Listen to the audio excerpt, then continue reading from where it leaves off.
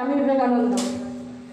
হে ভারত, এই পরানুবাদ পরানুকরণ পরমুখাপেক্ষা এই দাস সুলভ দুর্বলতা এই ঘৃণিত জঘন্য নিষ্ঠুরতা এই মাত্র সম্বলে তুমি উচ্চাধিকার লাভ করিবে। হে ভারত, ভুলিও না তোমার নারী জাতির আদর্শ সীতা সাবিত্রী দময়ন্তী। ভুলিও না তোমার উপাস্য উমানাথ সর্বত্যাগী শঙ্কর।